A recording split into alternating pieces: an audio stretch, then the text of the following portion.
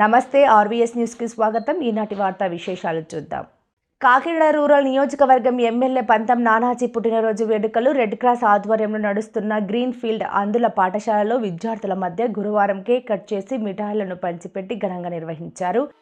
అనంతరం విద్యార్థులకు భోజన సదుపాయాలు కల్పించారు. ఈ సందర్భంగా జనసేన పార్టీ నాయకులు మాజీ ఉప సర్పంచ్ సలాది శ్రీనివాసబాబు మాట్లాడుతూ ఎటువంటి ఆర్భాటాలకు పోకుండా పుట్టినరోజులు చేసుకోవాలని ఎమ్మెల్యే ఆదేశాలతో ఈరోజు అందులో పాఠశాలలో పుట్టినరోజు వేడుకలు నిర్వహించామని, నియోజకవర్గాన్ని ఎంతో అభివృద్ధి చేస్తున్న పంతం నానాజీ మరెన్నో పుట్టినరోజులు చేసుకోవాలని, మరింత ఎత్తుకు ఎదగాలని, సుఖ సంతోషాలతో ఆయురారోగ్యాలతో కలకాలం జీవించాలని ఈ సందర్భంగా ఆయనకు పుట్టినరోజు శుభాకాంక్షలు తెలిపారు. అనంతరం ఆర్వి రమణమూర్తి మాట్లాడుతూ ఎమ్మెల్యే నానాజీకి పుట్టినరోజు శుభాకాంక్షలు తెలియజేశారు.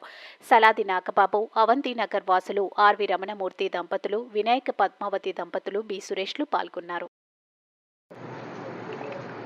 అందరికీ నమస్కారం.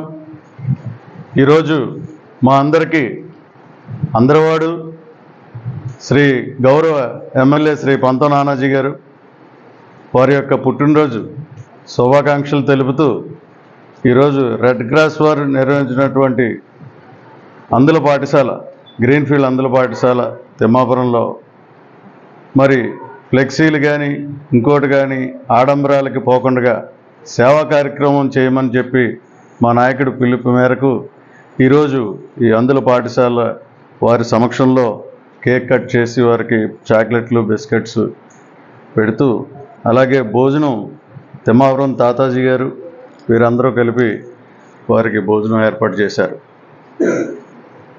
వీరి అందరి ఆశీస్సులతోని ఆయన ఇంకా ఎనలేని సేవలు చేయాలని, మరి కొన్ని సేవల్లో నాకు తెలిసినటువంటి సేవా కార్యక్రమంలో సీఎం రిలీఫ్ ఫండ్ మీద ఈ రాష్ట్రంలో ఏకైక ఎమ్మెల్యే శ్రీ పంతం నానాజీ గారు అని చెప్పి ఈ విధంగా మీ అందరికీ విన్నవించుకుంటున్నాను.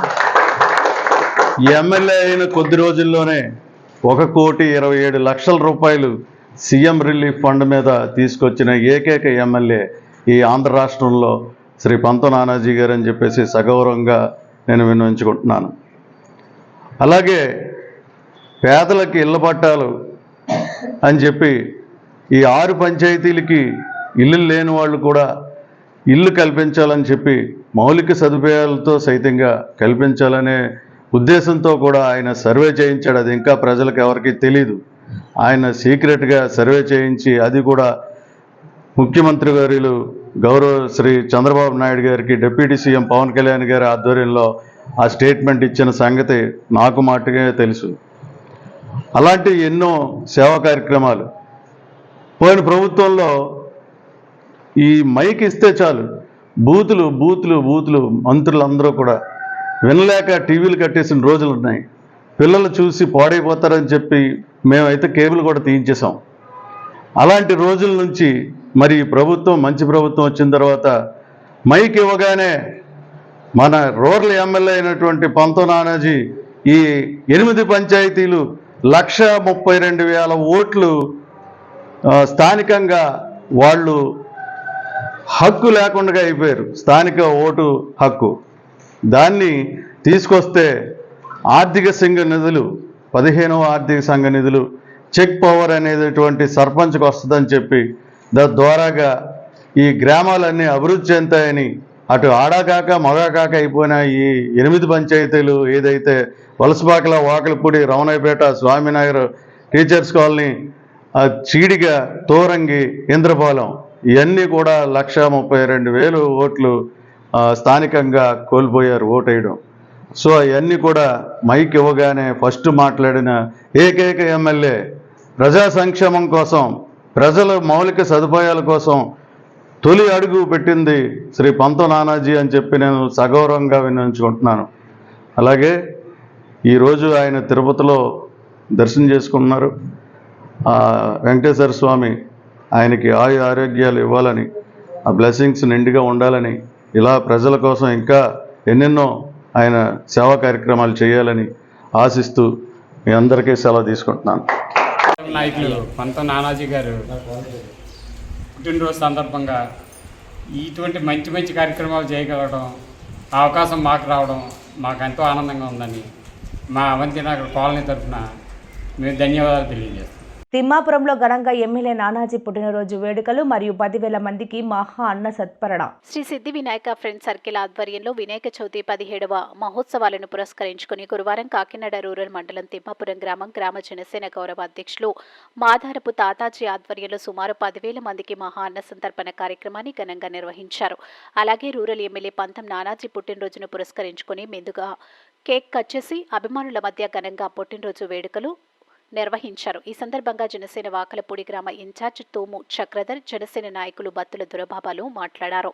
అనంతరం తాతాజీ మాట్లాడుతూ ఈరోజు ఎమ్మెల్యే నానాజీ పుట్టినరోజు వేడుకల్లో పాల్గొన్న జన సైనికులకు అలాగే మహా అన్న సంతర్పణ కార్యక్రమానికి వచ్చిన ప్రతి ఒక్కరికి పేరు పేరున కృతజ్ఞతలు తెలియజేశారు. ఈ కార్యక్రమంలో జనసేన నాయకులు, కార్యకర్తలు, జన సైనికులు, గ్రామస్తులు, శ్రీ సిద్ధి వినాయక యూత్ సభ్యులు, తాతాజీ యూత్ సభ్యులు తదితరులు పాల్గొన్నారు. ఇక్కడికి వచ్చిన పేదలందరికీ నేను మా పంతం నానాజీ గారి పుట్టినరోజు శుభాకాంక్షలు తెలియబడుతున్నాను. ఏం చేయాలంటే ఉంటే ప్రతి సంవత్సరం వచ్చేవారు. ఇప్పుడు వాళ్ళ బావగారిని ఇద్దరినే పంపారు.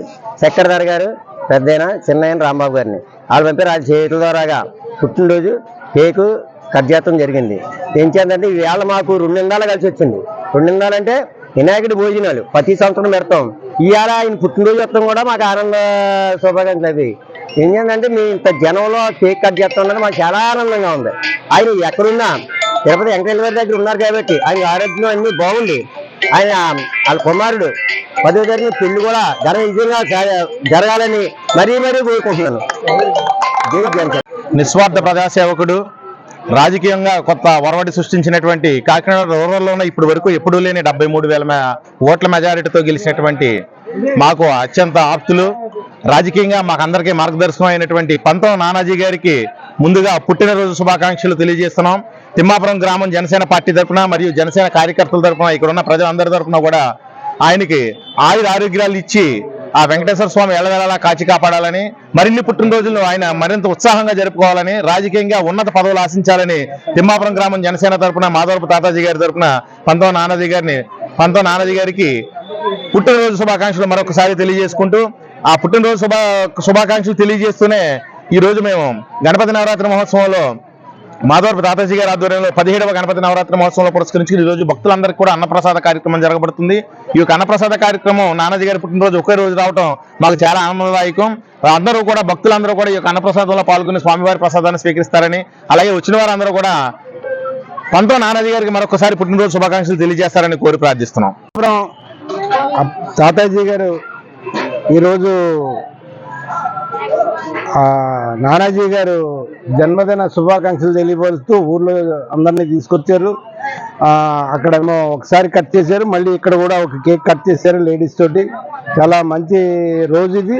తర్వాత ఆయన ఇప్పుడు ఎన్నిసార్లు 17 సంవత్సరాల నుంచి వినాయక చవితి ఉత్సవాలు చేస్తున్నారు. ఈరోజు అన్నదాన కార్యక్రమం సుమారుగా 6,000 మందికి ప్లాన్ చేసుకున్నారు. 10,000 వరకు ఉండొచ్చు. చాలా ఇక్కడ ఈ అవకాశాన్ని నానాజీ గారు లేరు కాబట్టి ఈ రోజు లేకపోవడానికి కారణం ఏంటంటే ఆయన బర్త్డేని వెంకటేశ్వర స్వామి సన్నిధిలో మొక్కుందని వెళ్ళారు పెద్ద తిరుపతిలో.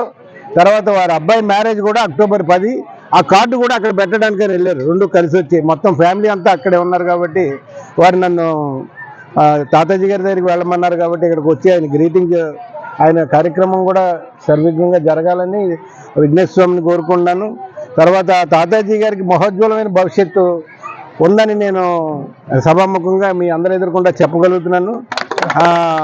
చాలా కష్టపడుతున్నారు. నానాజీ గారు స్ట్రగుల్లో ఉన్నప్పుడు కూడా నేను మీ వెనకాల ఉన్నానని తాతాజీ గారు ఎన్నోసార్లు పోలీస్ స్టేషన్ చుట్టూ తిరిగారు, కేసులు పెట్టుకున్నారు, ఆడవాళ్ళు అవమానపరిచారు.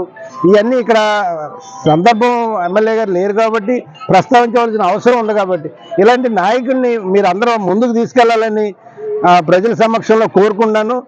ఆ తర్వాత తిమ్మాపురం పంచాయతీని మోడల్ పంచాయతీగా తీర్చాలని నానాజీ గారి ఆలోచనలో కూడా ఉన్నది. అందు గురించి మొన్న వినాయక చవితికి వచ్చినప్పుడు కూడా నానాజీ గారిని ముందుకు తీసుకెళ్లాలని చెప్పారు. ఇది జరిగి తీరుతుంది. మీరు ఎవరి గురించి జడక్కర్లేదు.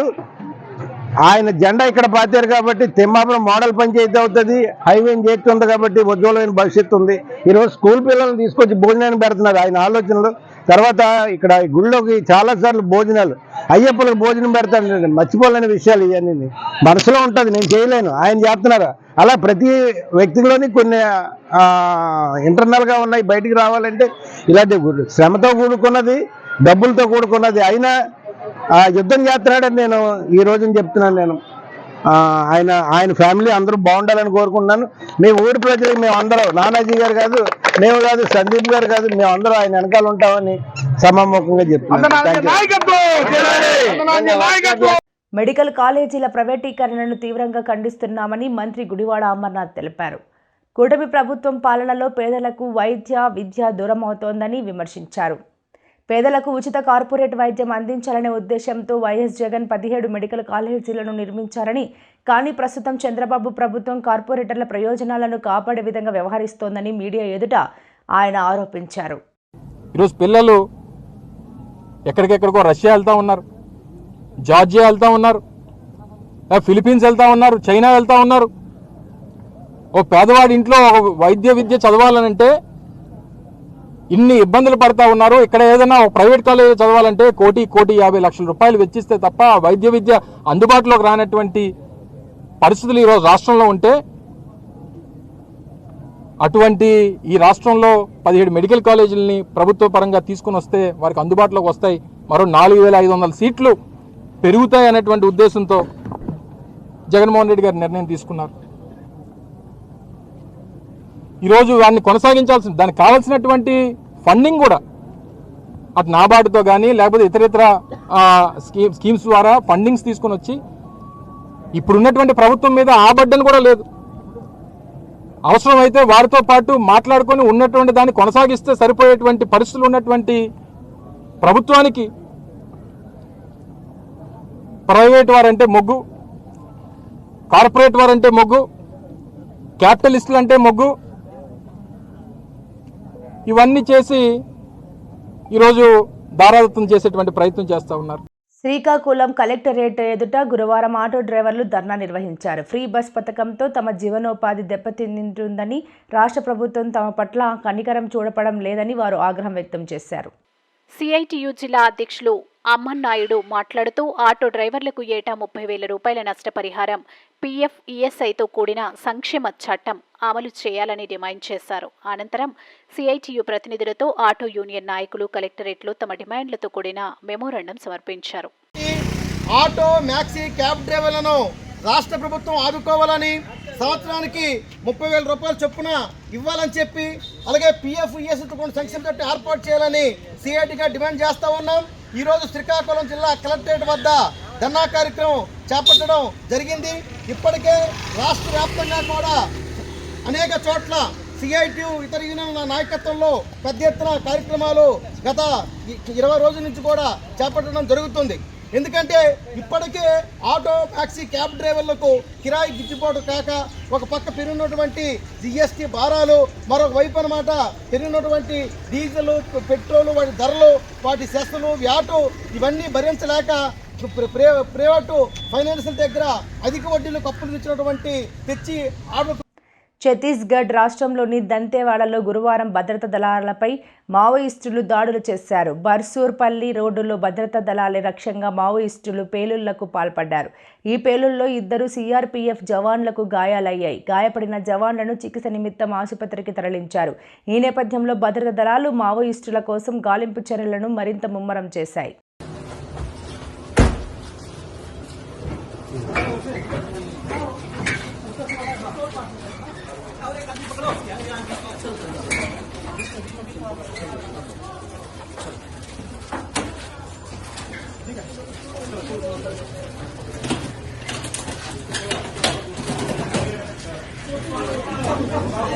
హీర మండలంలోని గొట్టా బ్యారేజీలో వరద నీటి ఉధృతి పెరుగుతోందని డీఈఈ సరస్వతి తెలిపారు. బ్యారేజీలో 16,607 క్యూసెక్ల నీరు చేరడంతో 20 సెంటీమీటర్ల ఎత్తున 20 గేట్లు తెరిచారు. ఎడమ కాలువకు 1786, కుడి కాలువకు 381, నదిలోకి 15,000 క్యూసెక్కుల నీటిని విడుదల చేసినట్లు వివరించారు.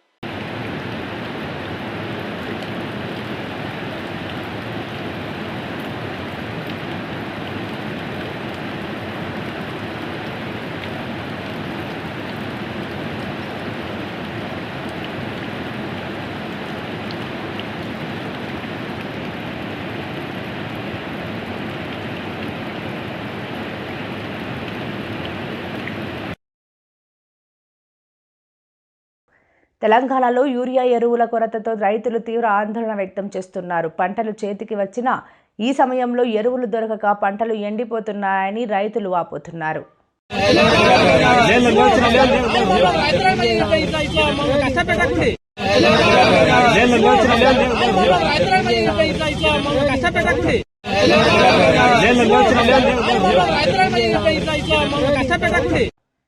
ఈ రోజు అన్నమయ్య జిల్లా మదనపల్లి తాలూకా రూరల్ ఏరియాలో ఉన్నటువంటి చైతన్య స్వచ్ఛంద సేవా సంస్థ 2002లో స్థాపించడం జరిగింది.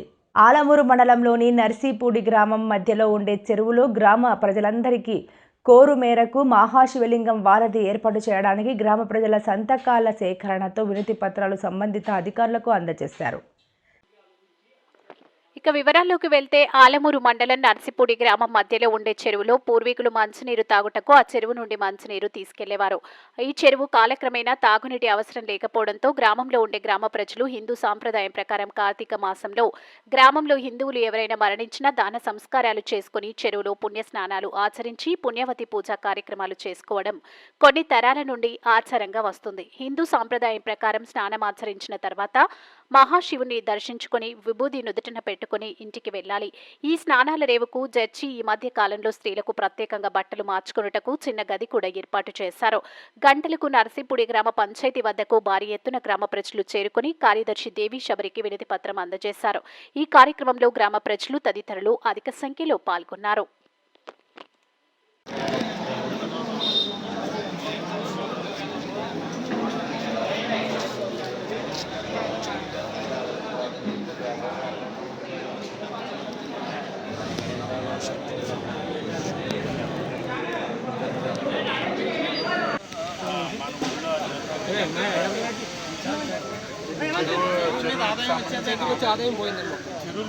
పంచాయతీ కంట్రోల్లో ఉంటుంది లేకుండా